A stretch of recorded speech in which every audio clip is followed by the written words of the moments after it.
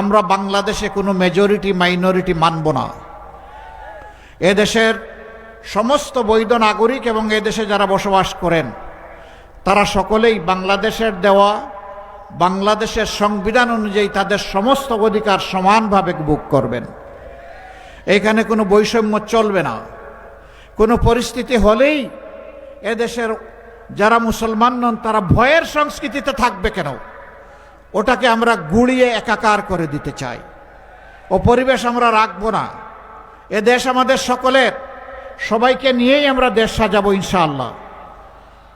দেশের জন্য অবদান যারা রাখবেন মাত্র দুইটা জিনিস তাদের কাছ থেকে আমরা দেখব। একটা তার পর্যাপ্ত যোগ্যতা ওই বিষয়ে, দ্বিতীয়টা হচ্ছে দেশের প্রতি তার দায়বদ্ধতা বা কমিটমেন্ট, যেটাকে আমরা দেশপ্রেম বলতে পারি। এই দুইটা জিনিস যার থাকবে যোগ্য কাজ তার হাতে পৌঁছে যাবে ইনশাআল্লাহ। যারা আমাদের ছাত্র সমাজ রয়েছে এর মধ্যে ছাত্রীদের জন্য আমাদের অঙ্গীকার মাস্টার্স পর্যন্ত তারা সম্পূর্ণ সরকারি খরচে লেখাপড়া করবেন ইনশাআল্লাহ।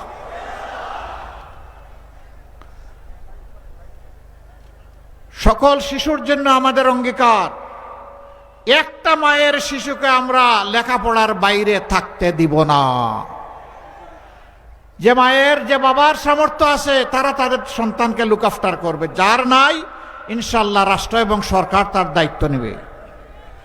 আমরা চাই, আল্লাহর কাছে দোয়া করি, শুধু রাজার ছেলে রাজা নয়, বংশ পরম্পরায় নেতা নয়, বরঞ্চ আজকে যিনি কঠোর পরিশ্রম করে রিক্সা চালান, নুন আনতে যার পাট্টা পুরায়, তারও যদি মেধাবী ছেলে থাকে সেই মেধাকে বিকশিত করে আল্লাহর কাছে দোয়া করি ওই ঘর থেকে আগামীর প্রধানমন্ত্রী যেন বের হয়ে আসে।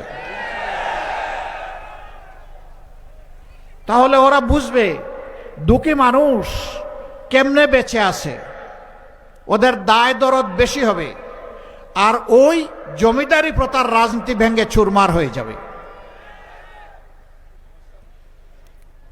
প্রিয় দেশবাসী, দুইটা ভোট, প্রথমটা গণভোট, তাই না? গণভোটে কি বলবেন আপনারা? হা মানে আজাদি, না মানে গুলামি। আজাদি না গুলামি? আজাদি না গুলামি? ইনশাআল্লাহ 12 তারিখের প্রথম ভোট হা। এই হা বলে বার্তা দিয়ে দিবে এখন থেকে মানবিক বাংলাদেশও হা। সমস্ত জনগণকে নিয়ে ইনশাআল্লাহ আমরা হাকে বিজয়ী করব। দ্বিতীয় ভোটটি হচ্ছে সরকার গঠনের ভোট। আমাদের অঙ্গীকার চাঁদাবাজি আমরা করি না, চাঁদাবাজি কাউকে করতে দিব না। দুর্নীতি আমরা পছন্দ করি না, বগলের নিচে দুর্নীতিবাজদেরকে আশ্রয় দেব না।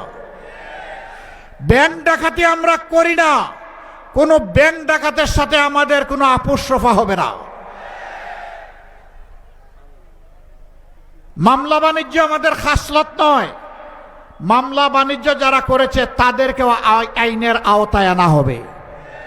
নিরীহ মানুষকে কষ্ট দেওয়ার জন্য, নিরীহ মানুষের উপর জুলুম করার জন্য। এই বাংলাদেশেই যারা মাইনরিটির অধিকার নিয়ে বেশি হাল্লা চিল্লা করতেন, সাবেক ফ্যাসিস্ট সরকার আপনাদের পাশে সাঁওতাল পল্লীতে কি করেছে আপনারা দেখেন নাই? তারা কি আমাদের ভাই না, বোন না? তারা কি এই দেশের নাগরিক না?